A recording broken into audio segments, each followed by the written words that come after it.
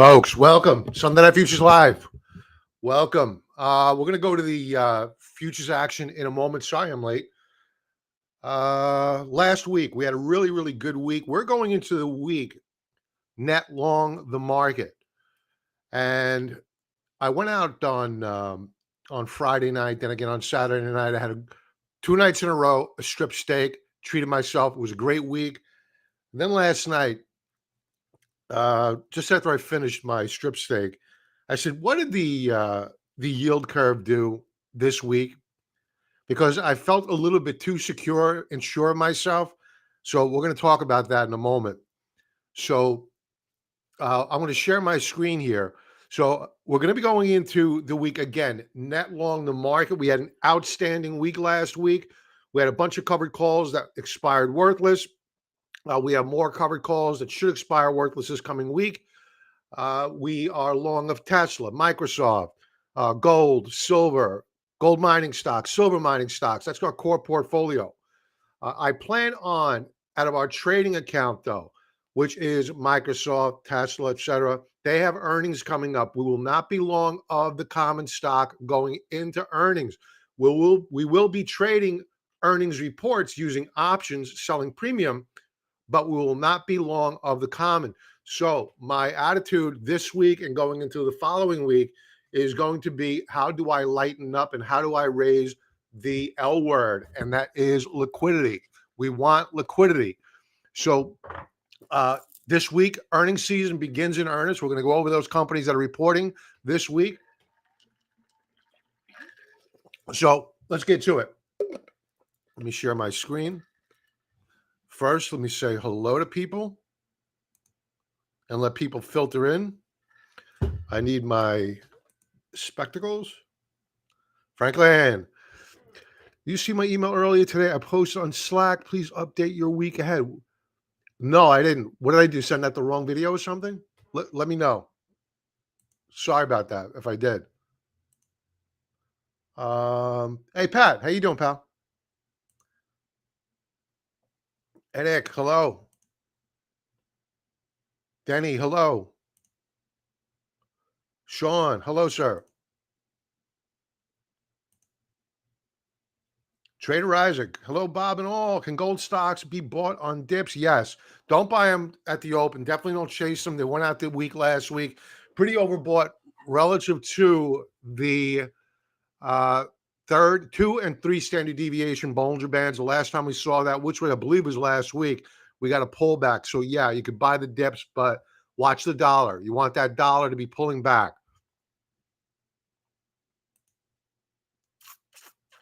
Tim, hello. I did. I sent out the wrong one. Immediately after this video commentary tonight, I will send out the correct video. My apologies. I knew I did that. When you said that, I knew I sent out the wrong one. My apologies. Did you check the members area for the videos? Is that's wrong as well? Hey, Jeff. Okay.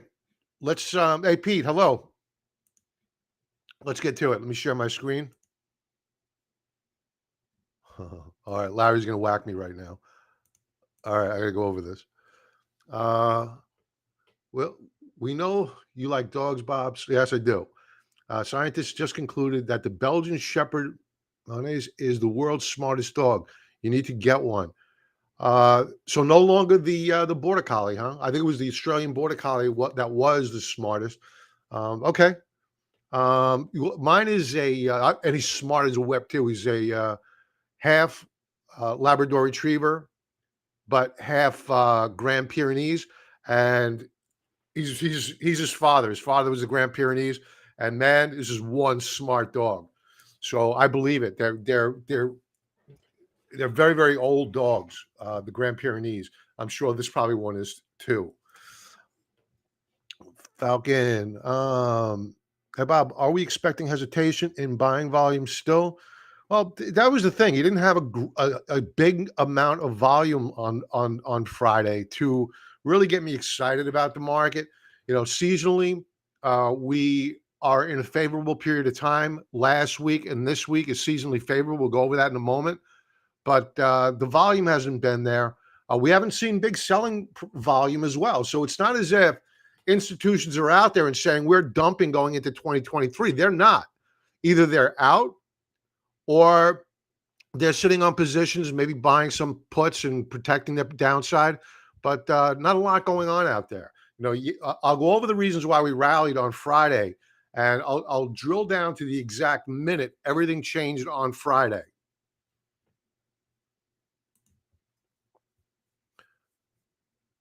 Okay, Pat, you may need to remind me about those later on. Unless I write them down now. Maybe I will. I'll write it down. Tesla, GE. Yeah, I mentioned GE to Pat last week, and GE is looking really, really good. Okay, let's get to it. Let me share my screen. And what we're looking at here, folks, is the NASDAQ. And since I went live, I've been using my peripheral vision and seeing that we have a nice move up higher. This is now a 5-minute chart. Very strong upward move. No new highs relative to Friday's highs, but a very strong open here. Back to the 15-minute chart. We're going to have resistance right up here at 11,188, give or take a point or so.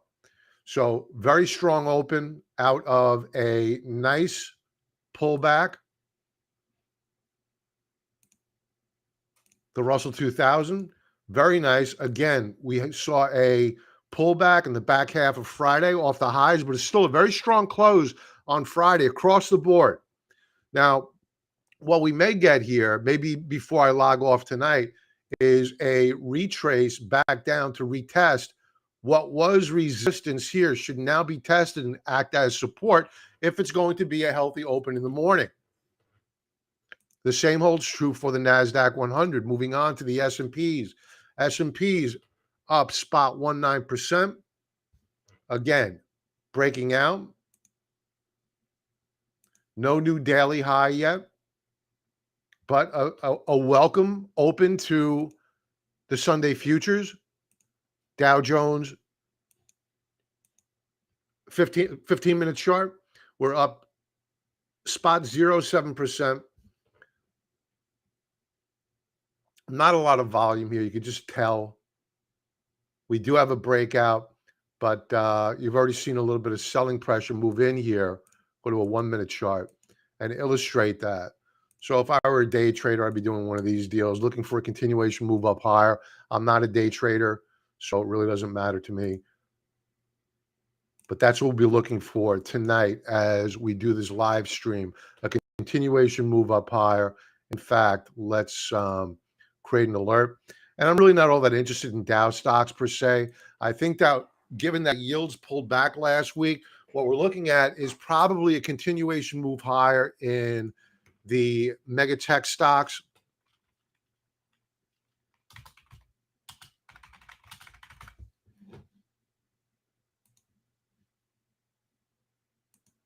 And if I could ask you, folks, we have about 30 odd people on right now, and it'll grow by the minute. If I could ask you to please, I have a goal to get to 7,000 subscribers in 2023. If I could ask you to please smash that like button, it helps me out a whole lot with the YouTube algorithm. I really appreciate it. Thank you very much. If you're not currently subscribed to the channel, please do so. Thank you very, very much. Okay, let's move on. So equity futures opening up very nice so far. We do have a bunch of reports coming out this week, but mostly in the back half of the week. We'll go over those. We also have Jay Powell out. I believe it's Tuesday. So expect some volatility in the market for whatever reasons over in Sweden. If he's talking about the U.S. economy over in Sweden. Hey, Paul, how you doing, pal? Welcome. Okay, that's equities. Looking good. Let's take a look at currencies now to get a feel for what's going on. What we want here, one of the primary reasons why you saw a rally in equities last week, look no further than the U.S. dollar. I restate this constantly. The fact that Microsoft has for two sequential quarters blamed in part their forward-looking guidance being weak because of the strength of the US dollar. The dollar is coming in measurably, and frankly, on Friday, it kind of collapsed. Now, it doesn't appear, for whatever reason, this hasn't been opening very time. Oh, maybe it is open now. Yeah, it is open now. Okay, very thin trade. So the dollar is down. We are down below critical support. The question is, do we close there? And we want to see it pull lower, because if it does, if the dollar breaks down to new weekly lower lows, which is what we want, well, then that's going to allow for equities to rally, gold stocks to rally, everything that we own, emerging markets, they're going to rally as well. They all rallied on Friday. The dollar breaks, they're going to rally again.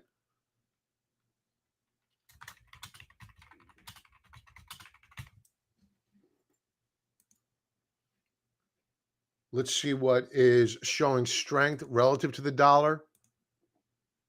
Euro first. The euro is off of its highs. The yen off of its lows and picking up steam, a little bit flat on the session.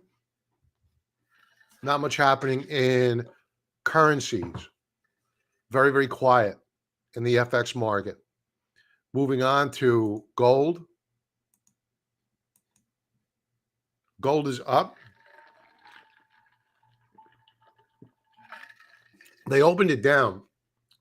Then they pushed it up. Quiet trade. Very, very quiet trade. There's your breakout, potential breakout, assuming that we close above resistance. Let's check out silver. Silver up. Wow. Nice move up higher here on silver. Silver up a third of, oh, more than that now, about a third of a percentage point and gaining steam into the opening week. We are long of silver and the silver miners. So this bodes well for the new trading week. Moving on to ag. Let's go to a weekly chart of agriculture. Corn breaking down. We limped back. This was a bear flag setup and is now breaking down. Soybeans. Soybeans broke out the week before last. Last week, they did a retest. I'm still bullish on soybeans for now anyway, unless, of course, we take out the lows of last week and close there. But soybeans looking good. Wheat, not so good. Looks to be a bear flag setup. We went into the week looking pretty solid, but it gapped down and stayed down the entire week, closing at the lows of the week. So agriculture under quite a bit of pressure. Let's take a quick peek at protein, because it looks as though food prices are coming down. That bodes well for the consumer.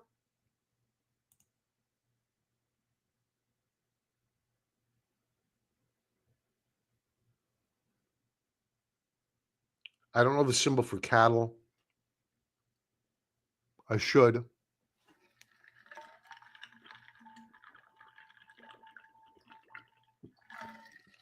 There we go. Oh, look at this cattle breaking down.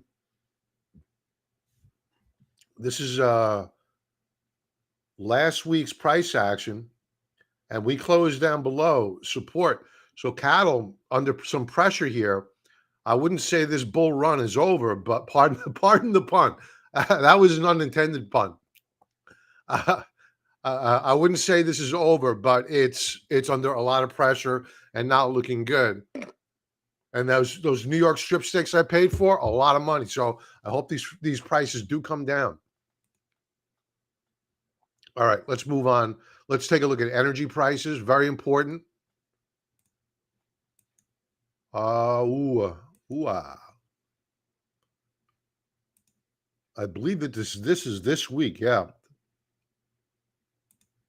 So An outside reversal bar, first 15 minutes of trade. For those folks that are not familiar with technical analysis, you want to know my top 5 favorite candlestick patterns.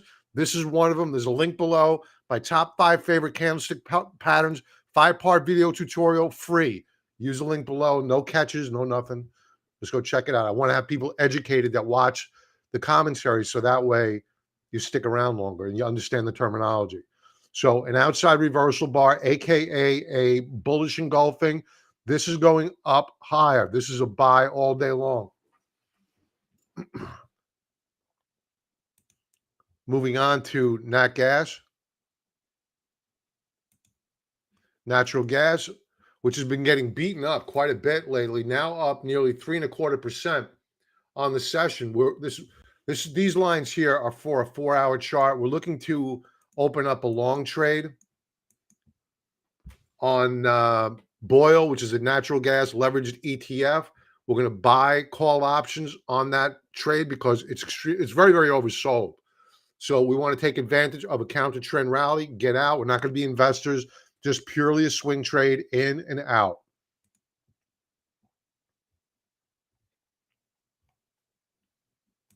Bond yields.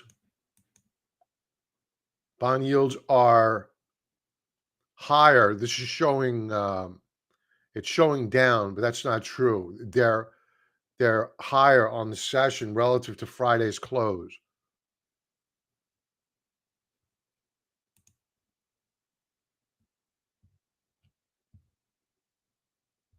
Home heating oil, wrong chart. Beginning to stabilize a little bit, but not very bullish, which is good for me. Okay.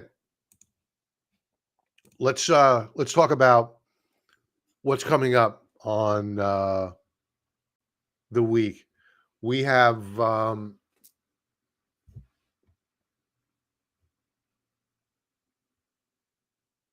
the 9th, not much happening here. Some expectations out of the Federal Reserve, New York Federal Reserve, about inflation. That's not going to be a market mover. You have a lot of Fed heads coming out this week. That's going to cause volatility in the market. On Tuesday, you got Jay Powell speaking from Sweden. Lord knows what he's going to say.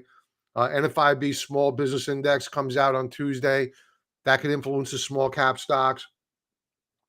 Thursday, this is the Pimp Mac Daddy of the week, and this is going to be Consumer Price Index, folks. If we get a weak number on CPI, you can see this market really rip up higher. So very important data coming out this coming week. On Friday, you get the UMich Consumer Sentiment Survey. Other than that, not much going on this week. So once we get past Jay Powell on Tuesday, look forward to the CPI data on Thursday. Other than that, we should have, according to seasonality, and I'm going off my memory here. Hopefully I'm right and I won't get embarrassed.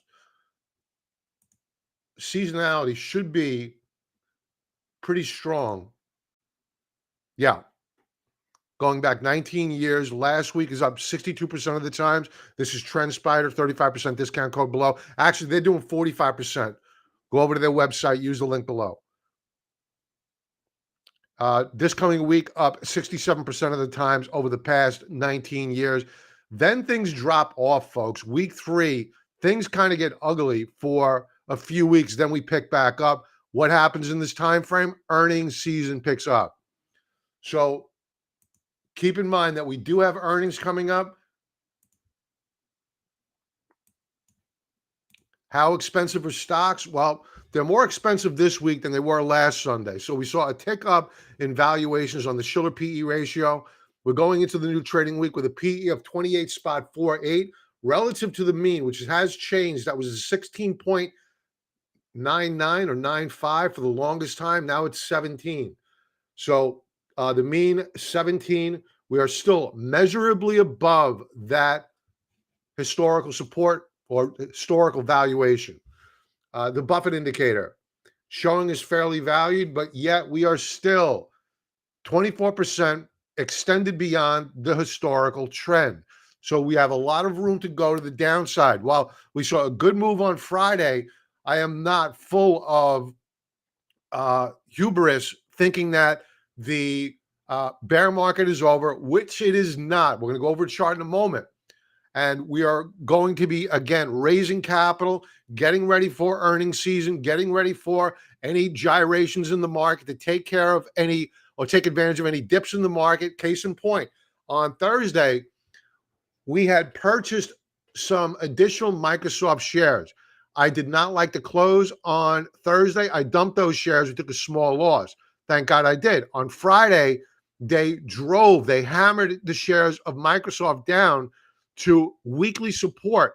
And when there was blood in the streets in that first half hour of trade on Friday, we went in, we rebought those shares, and Microsoft rallied back measurably on this session. Now, in terms of what else is out there this week, folks, earnings season begins this week. It is silly season. You're going to get some staple names at the beginning of the week. Albertsons, no trade to be had there. On Friday, that's when the big banks begin to report. So we're going to be trading, as we do each quarter, BlackRock earnings. BlackRock, a lot of volatility in there. It's a pretty good trading vehicle. So we plan on trading BlackRock earnings. So members, get ready for some strategy on how we plan on approaching that trade. Also, Bank of America, JP Morgan, United Health. United Health has had a great year so far. I mean, 2022 into 2023.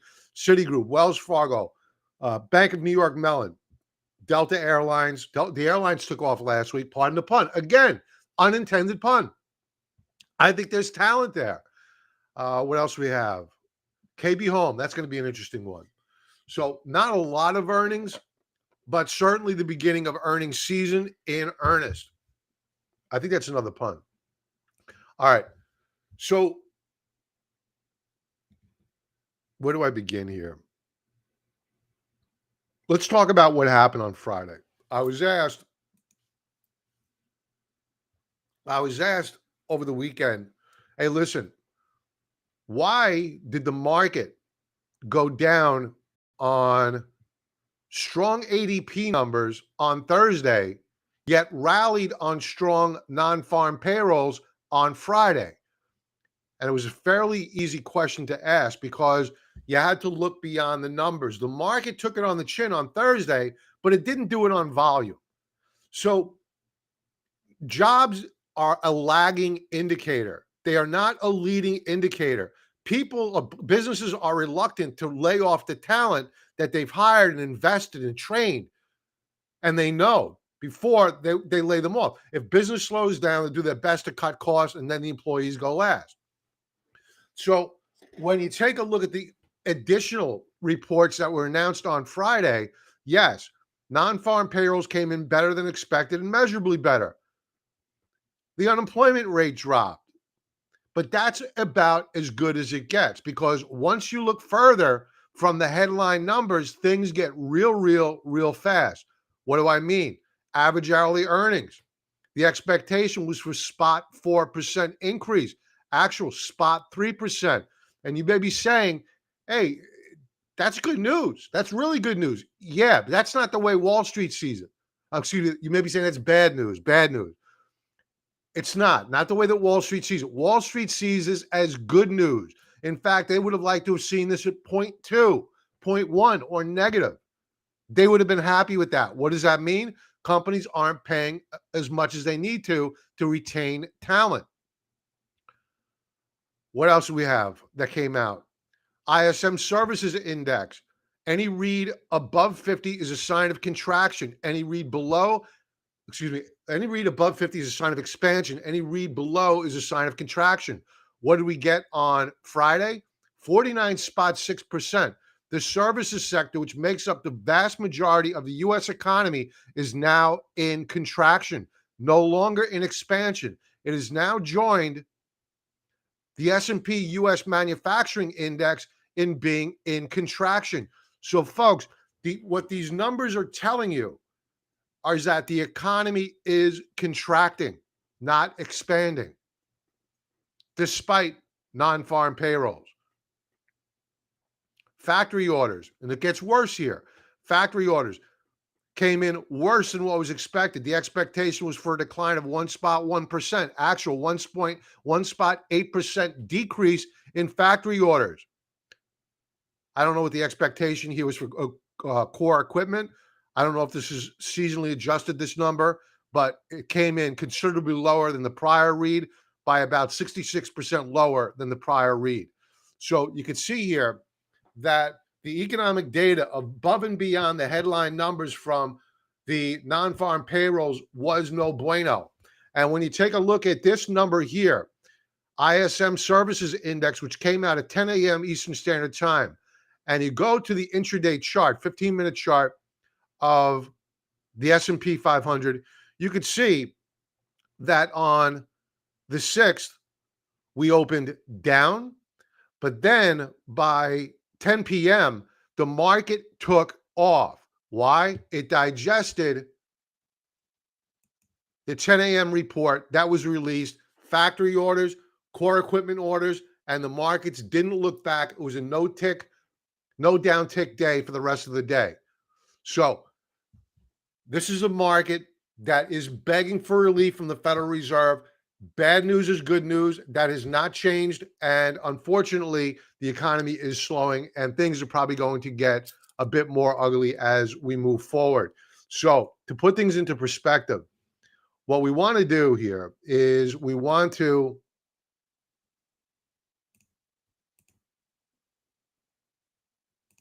take a look at a monthly chart of the S&P 500. One day it was a great week last week. It was a great day. We do not want to get lured into a false sense of security. What's the why behind that? Why don't we? The reason is that we're in a bear market, right? We have, let's get rid of all of these. Okay. We continue to put in lower highs, but 3,800 on the S&P 500 seems to be pretty solid support. So my guess is that at least for this week, we are going to see a continuation rally higher. Do we break out and above this upper band of resistance? I don't know. I think that we're probably going to test it. And if we do break out, that sets the stage for an even stronger rally. And the why behind that is this.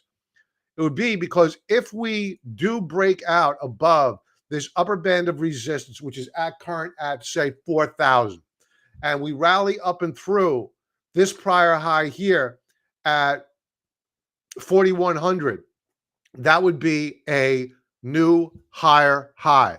So what have we already done? We've already put in the new lower high.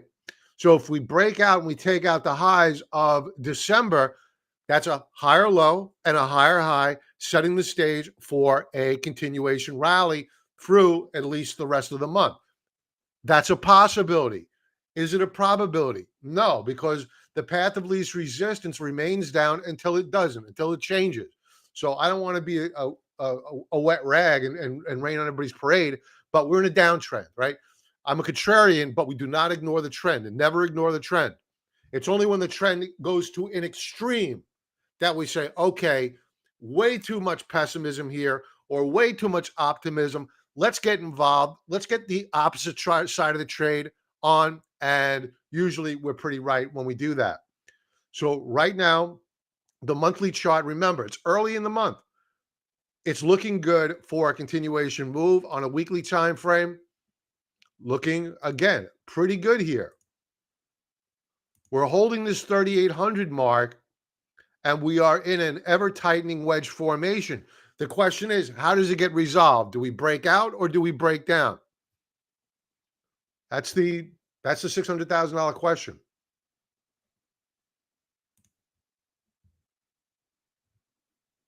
So 11 signs the economic tipping point that everyone's been waiting for has arrived.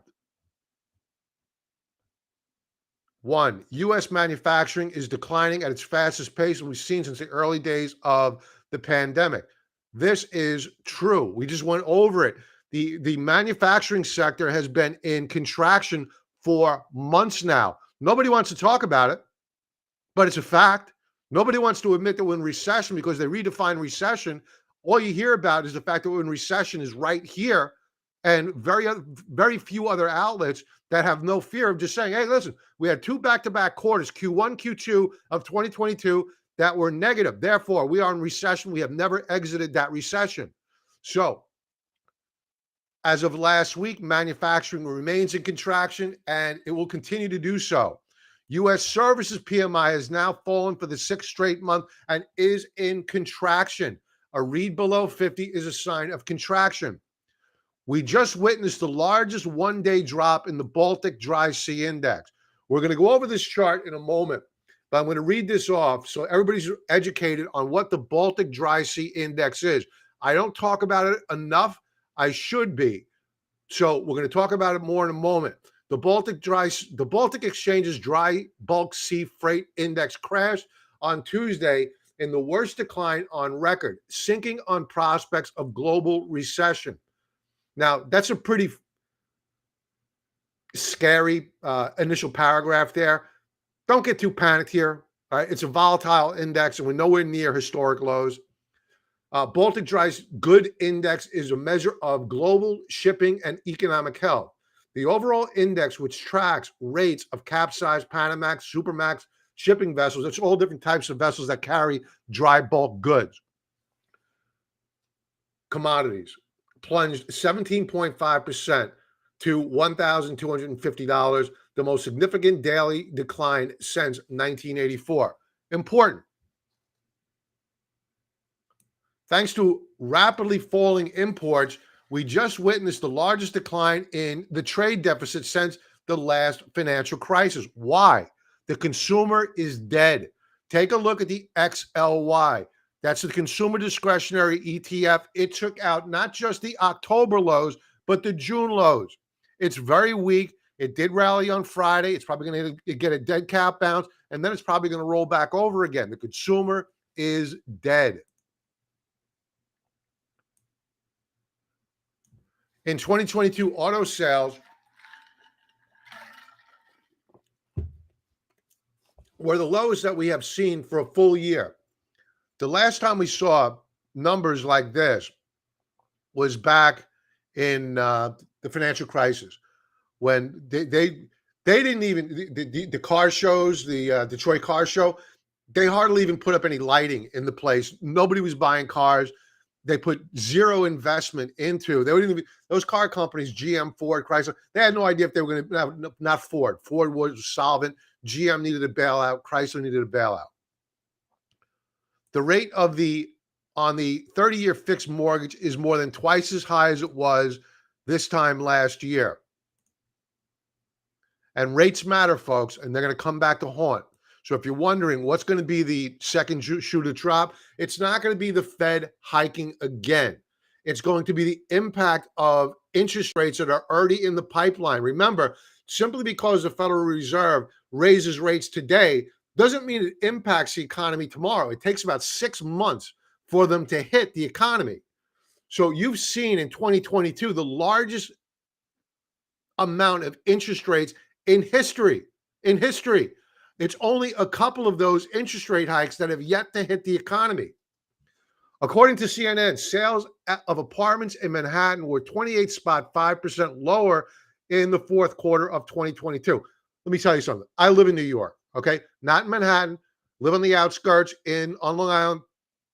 And I don't even go into that dumpster fire of a town anymore. They have destroyed that city. So don't read too much into this. Nobody wants to live in that dump place anymore. So where you need to look above and beyond is, I wouldn't even pay attention to this. I would pay attention to this. Overall, existing home sales in the United States have fallen for 10 months in a row and are now down by more than a third since 2022. Bed Bath & Beyond.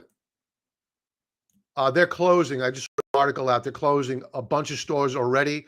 That came out today. Bed Bath & Beyond is going out. It is reported that Amazon has decided it's not. Yeah, it's been reported. This is valid. I've seen this before. Overall, the tech industry has laid off more than 150,000 workers over the past year. And you may be saying, wait a minute, that doesn't make sense because you saw the ADP report come out very, very strong last week. ADP here. Actual was 235,000 jobs versus an expectation of 153,000 new jobs. Where were those new jobs created? Not in tech.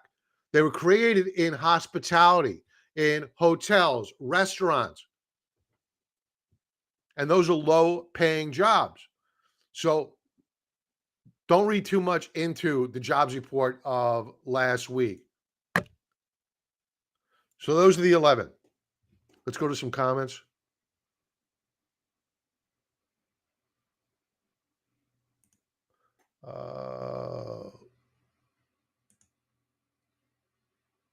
TZ Burton, hello. Pete, your 4 charts strategy working for me. The only thing I need to know when to sell, I traded OPTT and sold on Thursday. That was really, really beaten up. I was going to trade that. It was at RSI at around 16, I believe. I wanted to see it go down lower. It didn't. It rallied. So I never got a piece of that. So congratulations, Pete, on that trade. Paul, hello. Cat. We have Cat and UNG, GDXU.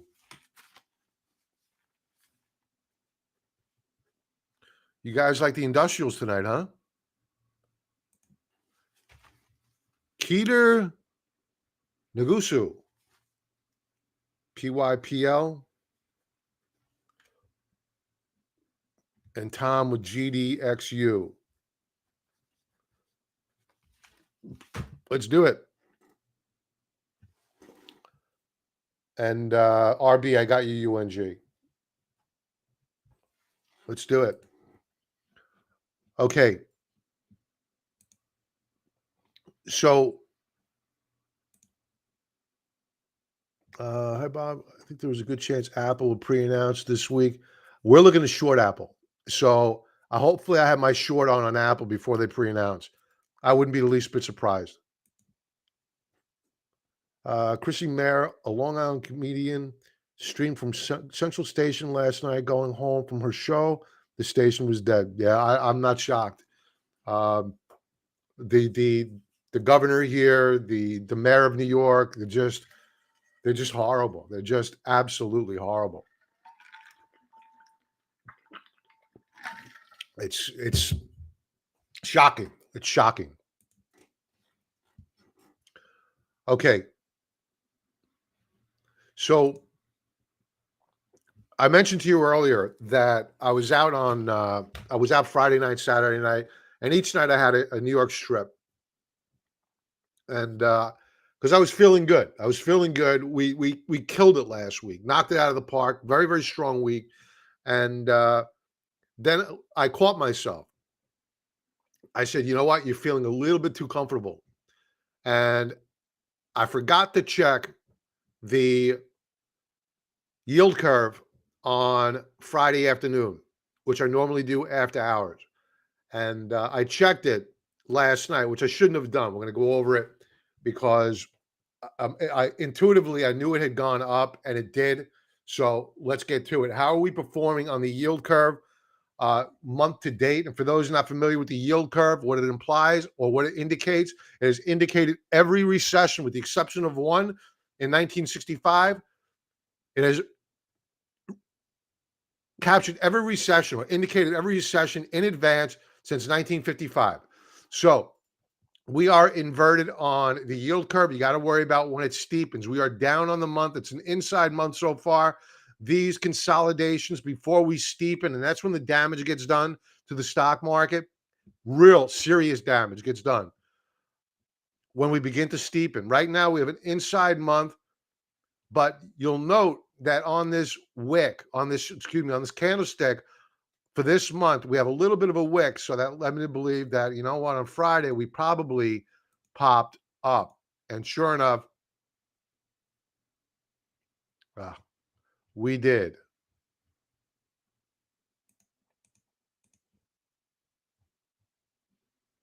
Little hockey stick action there on the back half of the week. Doesn't mean much until we break out to new higher highs. So we're going to be watching this closely. If we begin to see new highs on the yield curve, and especially a higher high on the yield curve, then we're going to be pulling in our horns even more because we're worried and we're watching the steepening of the yield curve very, very closely because that is going to tell us, hey, listen, we know when things usually get very, very ugly in equities when the yield curve is steepening and begins to trade above zero point 0.2 up and into zero point 0.6 in the steepening of the yield curve. That's when the stock market begins to buckle because the Federal Reserve is responding. And that's what had happened on Thursday and Friday. The yield curve began to price in the Federal Reserve responding to a yet unknown event. We don't know what it's going to be. I call it the everything bubble. It could be a blow up of an institution. I have zero idea. I'm not that smart. But all I know is that the yield curve is telling us that there's something very, very wrong in the economy. So we watch this very carefully. Also, I mentioned earlier the Baltic Dry Sea Index. I don't talk about this enough. I should. And the reason why I haven't talked about it, because there's been nothing to talk about. But last week, yes, we gapped down, a major gap down on the week. We're going to be watching this to see whether or not we take out the lows of August. If we do, that means that there's something very, very wrong here because generally the Baltic Dry Sea Index, here's back during the financial crisis, it cratered. Here is COVID. It cratered in advance prior to COVID making it to the mainstream news media headlines. And also we had an inverted yield curve at late 2019 into 2020, right here, inverted yield curve. The same thing is setting up again. So caution flag or warning flag on the track for this market. Yes, we're bullish going into next week, but we're taking it week by week and we're raising capital.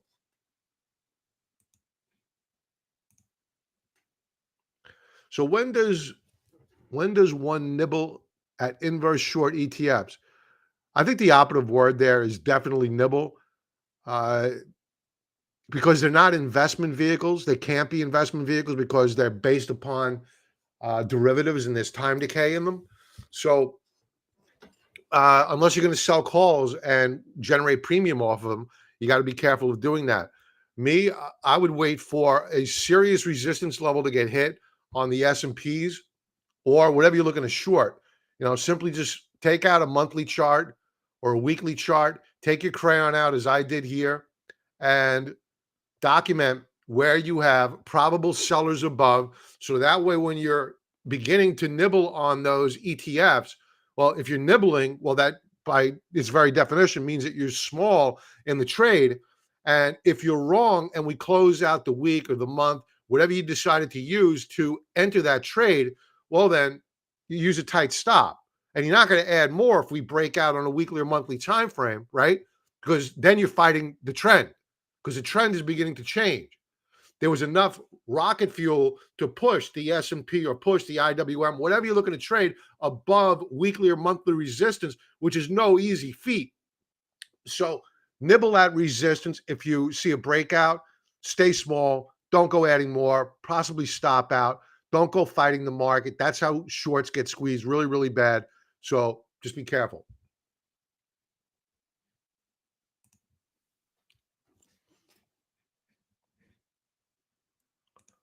Okay, Mr. Market may be in denial over the shift of interest rates. Nothing could be further from the truth. Excuse me. This is very, very true. Last year's bear market for stocks was largely driven by a reversal in interest rates, along with that in both fiscal and monetary accommodation. True.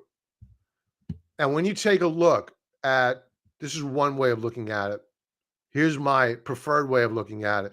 This is the yearly view of the 10-year yield, going back to when it peaked out back in January of 1981. And we went into a multi-decade bear market on yields and a bull market on bonds. That is over. Last year, we broke out of this downtrend, and that doesn't mean we can't pull back and retest this support level. But and this could be in a consolidation range for a couple of years. Doesn't mean that we're going to go gangbusters higher from this point in time. I think that we're probably going to have an event that occurs fairly soon that's going to cause the yield to pull all the way back to 2.5%. So if you're not refinanced yet, I personally think you're going to get a better chance to refinance in the coming months because something is ticking. And when it blows, the Federal Reserve is going to come back in. They're going to stop the tightening. They're going to start at the printing presses, and it's off to the races again after equities crash and the money starts flowing. So get ready for a bull market in the next few months, but not before we have a major, major correction in this market. We have a spammer. Goodbye, spammer. Blocked. Okay. Now, excuse me. We went into the weekend not knowing who the speaker was, and this has been settled. Kevin McCarthy, whether you like him, don't like him, is the new House Speaker. But you owe a lot of thanks to this guy here, along with Lauren Boebert, because he's got his powers have been reduced pretty dramatically. And honestly, this could be a bad thing for equities because next year, when it comes back down to the raising of the debt ceiling, which McCarthy just rubber stamped up until this point in time, he's not going to have that rubber stamp anymore. So next year, this time next year, because they just raised it just before the new year, the debt ceiling in the budget, expect a big fight on Capitol Hill. But what he's had to give up here to get his chairmanship or speakership, it will only take a single congressperson acting in what is known as a Jeffersonian motion to remove the speaker if he or she goes back on their word or policy agenda. A church-style committee will be convened to look into the weaponization of the FBI and other government organizations, and rightly so. Term limits will be up for a vote. You know that's not going anywhere. Bills presented to Congress will be in a subject, not omnibus. This is very good. So that 4,000-page bill, the omnibus, they love to use that word, that's no more. They can't accept that anymore. And they, for the scaled down, the reduced size bill, they have 72 hours to read, not 2 hours. The Texas border plan will be put before Congress, targeting cartels, illegal immigration, yada, yada, yada. Thank God. The COVID mandates will be ended, and the so-called emergency funding. This is very important. Remember, Biden has been able to rule by fiat for the most part using the COVID mandates as if COVID hasn't gone away. So this is going to go away from, they're not going to finance his ridiculous emergency COVID plans anymore. Budget bills would stop the endless increases in the debt ceiling. This is going to be the big kahuna for equities. The dollar is going to love this, which is going to put pressure this time next year on our gold mining stocks, etc. So we'll be ready for that. We'll probably sell covered calls or be out of the positions by then and look to re-enter on weakness if the chart's set up for that.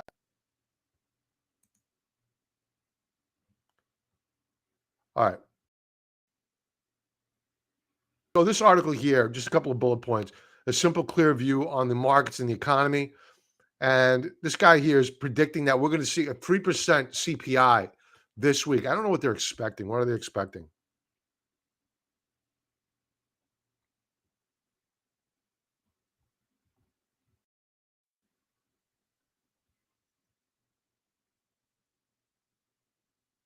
They're expecting a 3% read, a 0.3% read. That's month over month, though. I don't know if that's a pretty big drop. But if we do get that, if we only get a 3% read on CPI, expect equities just to go ripping up higher. Because at 3%, the Federal Reserve could come out, pound their chest, and they already have these numbers. So uh, the at 3%, they will claim victory, and that allow for equities to rally. So CPI this week, very, very important. Let's do some chart requests.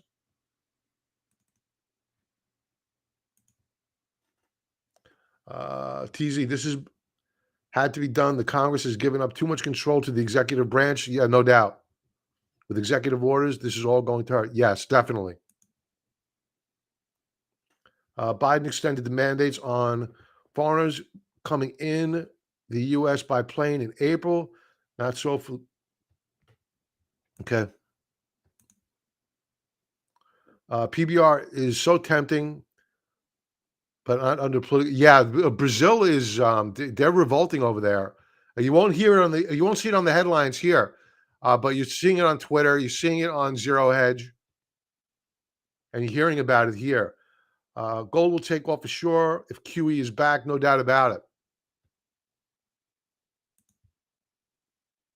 The craziness in Brazil is going to hurt the BRICS. Yes, we had a naked put position on BRZU, which is the leveraged ETF putting you long of Brazil, and we got out of it. We booked a profit. It managed to close up on the week. It rebounded, but I didn't want to let a profit run away under the pressures that are going on over in Brazil right now. So we'll keep an eye on this. We may get back involved with it. But those Brazilians are pretty passionate that that election was stolen down there.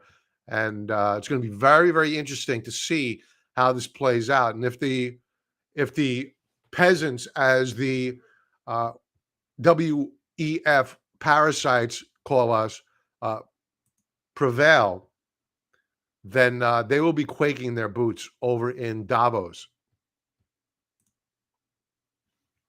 All right, let's get to it. Tesla, weekly chart, 110 seems to be pretty good support. We did ultimately close down the week, down on the week. We have resistance immediately above at around 117. So I have a series of, we own the common. We own naked puts at the 115 strike. We have covered calls. I forget what strike we sold. And we have a naked put up at 140. It's a small position, but I'd like to see a rally here. Ideally up into a 140 handle. Get me out of all those trades. We go to cash. We reestablish going into earnings a trade. I think that we're done going down. There is some news out of China over the weekend that you have people that bought Tesla cars in recent weeks storming the showrooms because Tesla's been doing price cuts and they think that they got overcharged and they want their money back. So I don't know if that's going to filter into the equity market tomorrow on Tesla, but just know that that's out there. Daily chart, a rock solid day on Friday. Don't be the least bit surprised to see a pullback and a retest of 109.30, but we did close above the prior lower band of the Keltner channels, which is very good. Next resistance level above is really about 119 on a daily chart. And on a weekly chart, I believe it was 117 that we had resistance. It's overlay weekly support.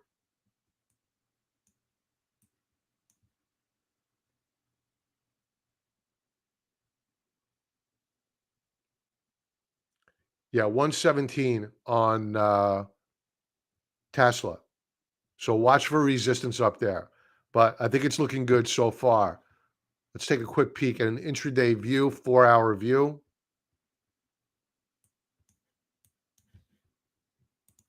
Let's take these off, clean this up a little bit.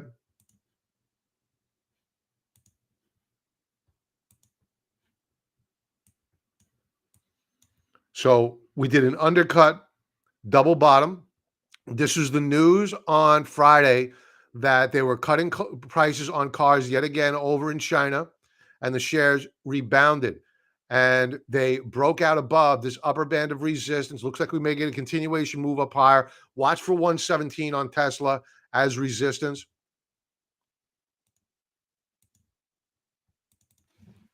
GE. Now, GE on the week. Wow, did it pull back? It must have had news on Friday.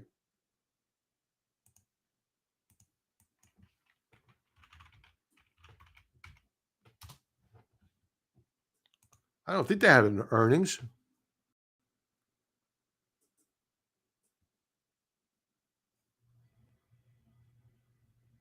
I'm not sure why they did I type in the wrong symbol? No, looks good. So anyway, let me go to the weekly chart. Make sure this is not a bad quote on the chart. Weekly chart. Yeah, that's wrong. I knew it was a strong week last week.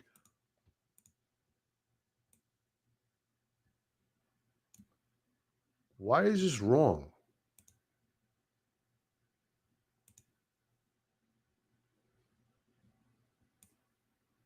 This is a bad quote. This is a bad quote.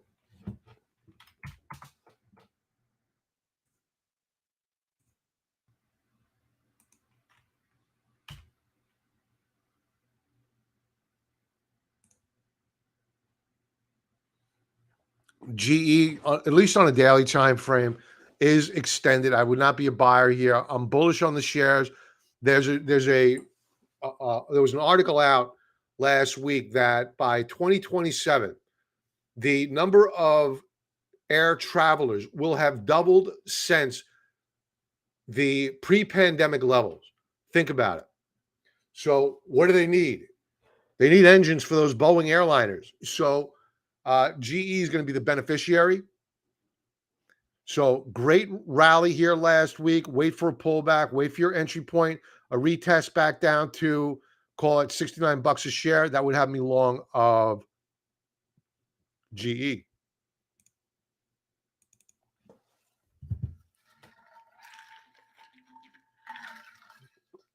Cat. Caterpillar looking really, really good. Weekly time frame. Continuation breakout. The week prior to last week was an outside reversal bar or a bullish engulfing. Again, 5-part video tutorial below. My top 5 favorite candlestick patterns, free. So we closed near the highs of the week. RSI strong. Daily view. Very strong RSI. Take note of the higher lows and the breakout to new higher highs.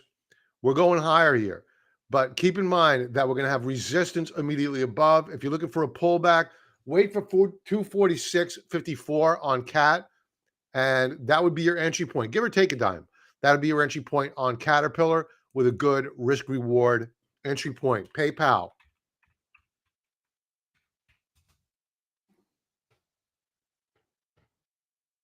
Weekly chart.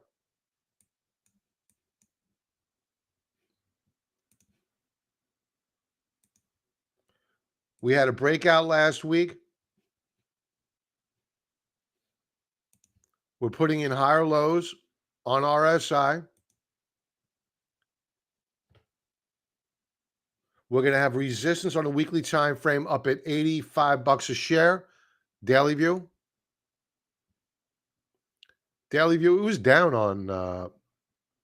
on Friday, so a relative underperformer. Yet it did close off the lows of the session. I'd be a buyer on a continuation breakout and a close above 70. I can't believe this stock is at $77 a share. That's crazy.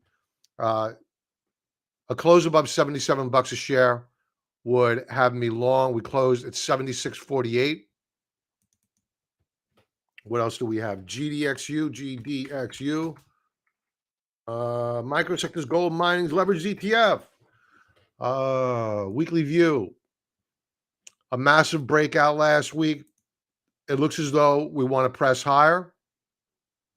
Love the W formation here on weekly RSI. Very strong. Keep an eye on the US dollar. If the dollar strengthens up, I would not be a buyer here. This is going to drop quickly. If the dollar continues to weaken up, then I would remain long of the gold mining stocks. Daily view, just keep an eye. We're trading up and near the third standard deviation Bollinger Band in red. If you're not familiar with what that means we're not supposed to be there. It's gone too far, too fast. You may want to wait for a pullback or sideways consolidation and then buy the continuation move up higher. Daily RSI, very, very strong. We have broken out of this downtrend, and now we're putting in higher highs and higher lows. Good stuff. Bullish GDXU, bullish PayPal, bullish CAT, bullish GE, bullish Tesla. UNG, last one up.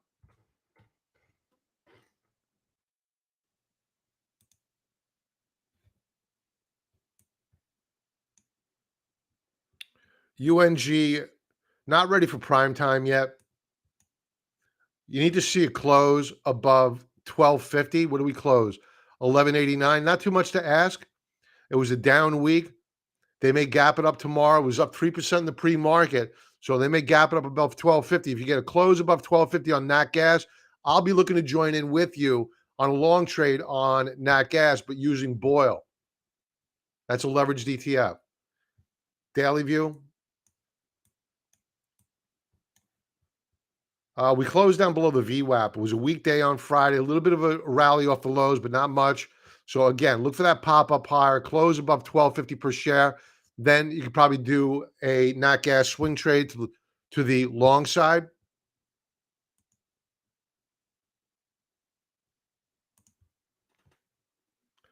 GE had spun off part of their healthcare unit. I saw that. No, maybe that influenced the price action on TrendSpider.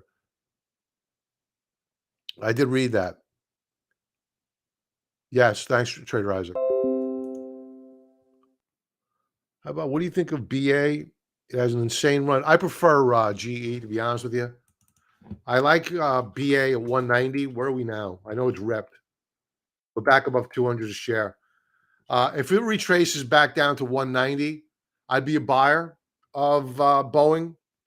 But like you said, it's come a long way. And you have resistance up at, it's probably going up higher. It's probably going to go up to 217, 218, and then you're going to get a pullback on GE. I like 190 as an entry point on Boeing. With that, folks, thank you for being here. It's my honor. Thank you very much. If you are not currently subscribed to the channel, please do so. Click the like button. We have a goal of 7,000 subscribers in 2023. We have a long way to go to get there. I need your help. Please, thank you for being here. It's my honor. If you're not currently a member of the Contrarian Trader, please, 14-day free trial offer. You get TrendSpider for free if you join silver or gold. If you're not ready, that's fine. And if you want TrendSpider, 7-day free trial offer, use the link below. They have a 45% discount going on for the new trading week. Everybody have an awesome, profitable trading week, and I will talk to you soon. Be well.